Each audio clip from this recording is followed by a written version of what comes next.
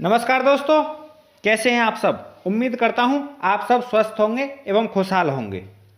आइए आज हम बात करने वाले हैं diploma in nutrition and health education के टॉपिक हेल्थ को एक्चुअली, क्योंकि हम फूड एंड न्यूट्रिशन को पहले डिस्कस कर चुके हैं। आइए आसान भाषा में समझने का प्रयास करते हैं कि व्हाट इज हेल्थ यानी स्वास्थ्य किसे कहते हैं। देखिए दोस्तों, अगर किसी आदमी को यानी किसी पर्सन को कोई भी बीमारी नहीं है तो उसको हम स्वस्थ नहीं कह सकते हैं कि वो पर्सन स्वस्थ है। एक्चुअली स्वास्थ्य को कई तरीके से देखा जाता है। एक्चुअली इसके इसी तरीके को देखते हुए इसको 4 भागों में बांटा हुआ है: physical health, mental health, social health and spiritual health. आइए दोस्तों फटाफट इनको डिस्कस करते हैं। सबसे पहले नजर डालते हैं कि फिजिकल हेल्थ किसे कहते हैं। हम सब जानते हैं कि फिजिकल हेल्थ मतलब जैसे हाथ पांव से ठीक होना, एक आदमी के अंदर में एनर्जी सी होना, अच्छे से काम करना, भाग दौड़ करना, खेलना कूदना अगर कर रहा है तो मतलब वो आदमी फिजिकली फिट है। ये सबसे आसान है समझना इस फिजिकल हेल्थ को। आइए दोस्तों अब बात करते हैं मेंटल हेल्थ के बारे में कि मेंटल हेल्थ किसे कहते हैं। देखिए ये दोस्तों फिजिकल हेल्थ की तुलना में ज्यादा डिफिकल्ट है। ध्यान से समझना कि ये आदमी मेंटली फिट है या नहीं है, या मानसिक रूप से ये परेशान तो नहीं चल रहा है। इसको समझने के लिए आपको क्या ऑब्जर्व करना पड़ेगा। देखिए वो आदमी एकांत में जाएगा यानी सबसे दूर रहना पसंद करेगा, किसी से ज्यादा बातचीत नहीं करेगा, किसी के साथ ज्यादा हंसी ठिठोली भी करना पसंद नहीं करेगा वो आदमी। और साथ साथ में वो मेडिकली कंप्रोमाइज्ड हो जाएगा। मेडिकली कंप्रोमाइज्ड मतलब जैसे बीपी की प्रॉब्लम है जी, उसको भाई मुझे तो बीपी ज्यादा रहता है, एक्चुअली मेरे को बहुत ज्यादा टेंशन है, ये आपने सुना होगा लोगों से। तो ये क्या होता है एक्चुअली मेंटल हेल्थ बताता है कि आप मेंटली फिट नहीं है। पर दोस्तों ऐसा नहीं है कि मेंटली फिट नहीं है तो आपकी फिजिकल हेल्थ खराब होगी। फिजिकल हेल्थ खराब होने से भी आपकी मेंटल हेल्थ खराब हो सकती है। बात आपको समझ में आ गई मेरी। आइए दोस्तों अब तीसरे पॉइंट पर नजर डालते हैं, सोशल हेल्थ। यानी सोशल हेल्थ हम बोलते हैं जैसे मान लीजिए एक परिवार है, भाई एक के परिवार के घर में शादी है, दूसरा उसके घर में जा रहा है, उनकी मदद कर रहा है पैसों से, दहेलों से, है ना, और सारे उसके साथ मिलकर एक कोऑर्डिनेशन से सारे घर में काम कर रहे हैं। या फिर मान लो किसी के घर में कोई बीमार हो गया है, सभी लोग उसको पैसे से मदद कर रहे हैं, उसको देख करके आ रहे हैं, उसको सांत्वना दे रहे हैं, ढाढ़स बधा रहे हैं कि भाई कुछ नहीं होगा आपके पेशेंट को। यानी मैंने आपको 2 एग्जाम्पल दिए, शादी का एंड किसी के घर में कोई वारदात होती है तो घटना घट जाती है। तो अगर हम इस तरीके से अपना बर्ताव रखते हैं तो हम सोशली हेल्दी आदमी माने जाएंगे कि यार आप एक सामाजिक आदमी हैं। पर वहीं अगर मान लीजिए हम क्रिमिनल वृत्ति के आदमी हैं कि मैं तुझे छोड़ूंगा नहीं, मार दूंगा, या तूने मुझे ऐसे बोल दिया मैं बर्दाश्त नहीं करूंगा, या फिर चोरी कर लेना, या फिर किसी को नुकसान पहुंचाना, ये सब एंटी सोशल में आता है। यानी ये आपको सामाजिक स्तर पे नीचे गिराता है, और सामाजिक स्तर पे नीचे गिराने के साथ साथ आपको जो है नुकसान भी उठाना पड़ सकता है।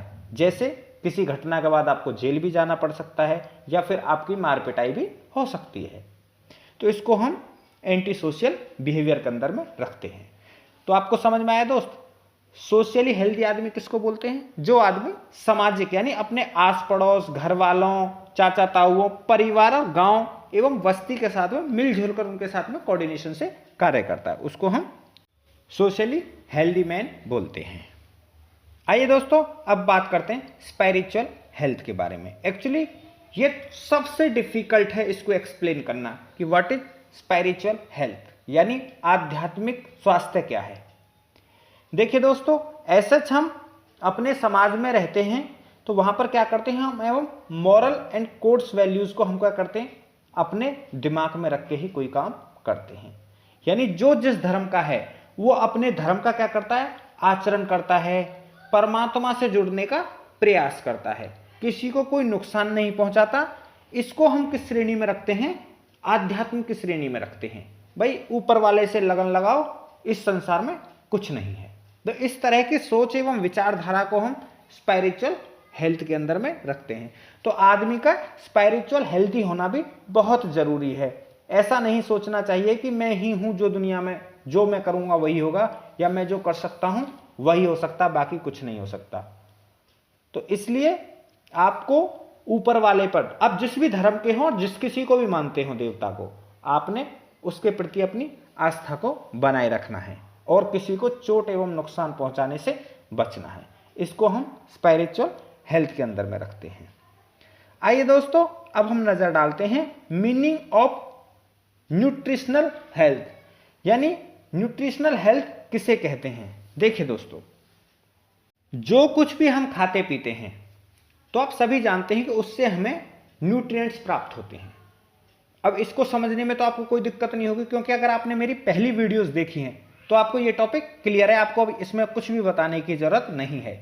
अब देखिए दोस्तों, हमने जो न्यूट्रिएंट्स लिए उससे हमारे बॉडी के अंदर में जो ताकत प्राप्त हुई उसको हम न्यूट्रिशनल हेल्थ बोलते हैं। कितना आसान है समझना।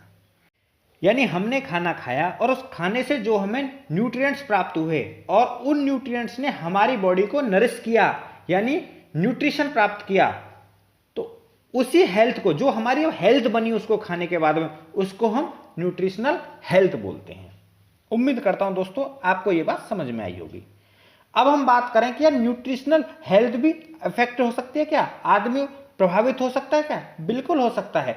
जैसे मैं बात करूं, मान लीजिए आपने विटामिन सी आप नहीं खाते हैं। एग्जाम्पल के तौर पर मैं आपको एक बात समझाने की कोशिश करता हूं। एक्चुअली सबसे पहले हमें यह पता होना चाहिए विटामिन सी कहां से प्राप्त होती है। विटामिन सी हमें खट्टे फलों से प्राप्त होती है। जो भी हम सिट्रस फ्रूट होते हैं वहां से हम इसको ले सकते हैं। पर आप मान लीजिए बिल्कुल खट्टे फल नहीं खाते तो आपको विटामिन सी की डेफिशिएंसी हो जाएगी। तो अब आपको कैसे पता चलेगा कि मेरे को विटामिन सी की डेफिशिएंसी है?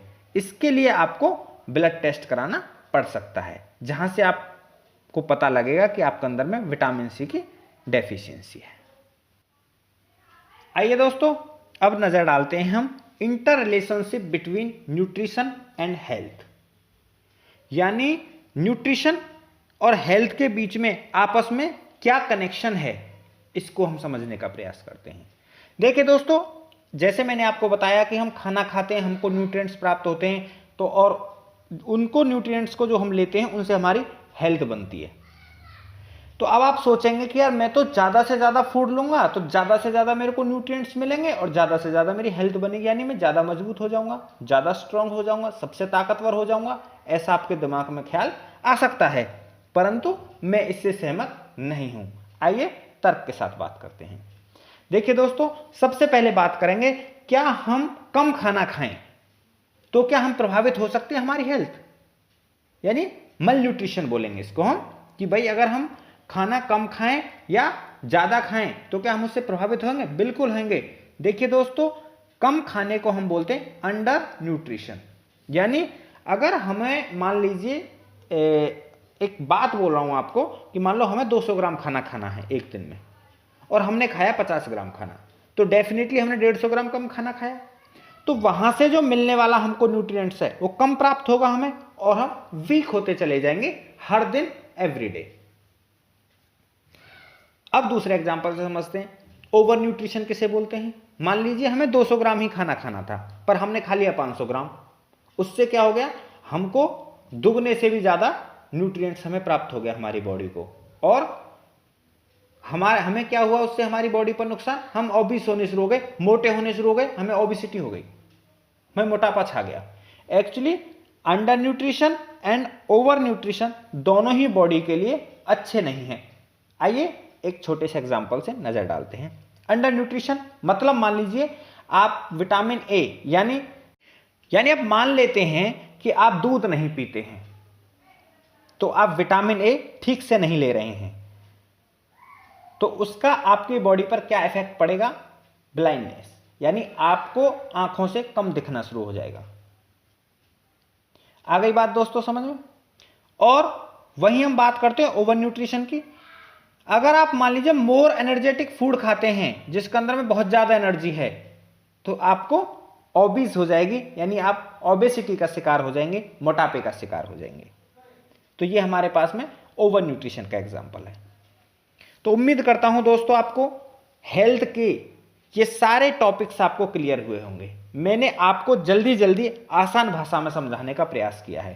मैं भी जानता हूं दोस्तों, क्योंकि आपके पास भी बहुत ज़्यादा समय नहीं होता है, इसलिए मैंने फटाफट इस टॉपिक को जो है अपना क्लियर किया है। अब देखिए दोस्तों, अगर आपको इससे संबंधित यानी ये सॉफ्ट कॉपी इसकी चाहिए, अगर जो मैंने आपको पढ़ाया है इसको इजी लैंग्वेज में आपको अगर सॉफ्ट कॉपी चाहिए तो आप मुझको मेरे नंबर पे व्हाट्सअप कर सकते हैं और ₹1 पर पेज के हिसाब से मुझसे इसकी कॉपी ले सकते हैं आसान भाषा में समझने के लिए। थैंक यू दोस्त, थैंक यू फॉर वॉचिंग।